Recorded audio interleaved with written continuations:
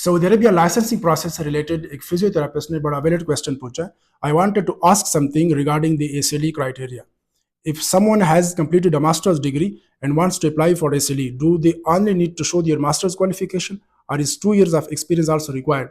If someone has both a master's degree and 2 years of experience, can they mention both, or is only one of them considered? सबसे पहले तो आपने ये समझना है कि जब आप डेटा फ्लो के लिए डेटा फ्लो के बाद मोमेरस प्लस पे DPT बेस पे अप्लाई करते हैं, आपने DPT की है, DPT के बाद आपका मिनिमम 1 year एक्सपीरियंस है, तो आपसे एग्जाम लिया जाएगा। उस एग्जाम बेस पे जब आप एग्जाम पास करते हैं तो आपको स्पेशलिस्ट रैंक दिया जाएगा। ये एक मिसकंसेप्शन है कि DPT बेस पे टेक्नीशियन रैंक मिलता है।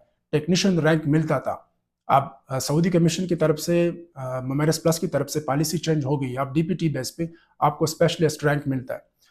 अब अगर आप DPT के बाद आपने मास्टर की है, मास्टर के बाद भी आपका 2 years एक्सपीरियंस है, तो 90% चांसेस है कि मोमेरस प्लस आपके लिए इंटरव्यू अरेंज करे। आपसे एग्जाम नहीं लिया जाएगा, आपसे इंटरव्यू लिया जाएगा।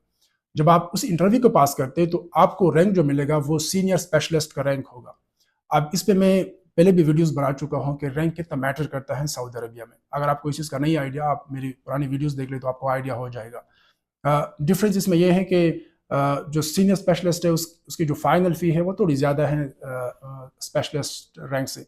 अब आपने खुद ही डिसाइड करना है कि आपने एग्जाम में अपीयर होना है या आपने इंटरव्यू में अपीयर होना है।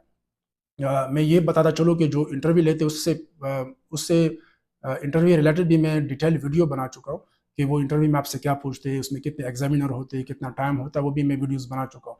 जो कि अगर आप मुझसे जनरली पूछे, वो जो इंटरव्यू होता है वो ज़्यादा मुश्किल है एग्ज़ाम देने से। दूसरी बात यह है, आपने जो पूछा है कि क्या मास्टर के साथ भी एक्सपीरियंस प्रोवाइड करना लाजमी है। जी बिल्कुल लाजमी है।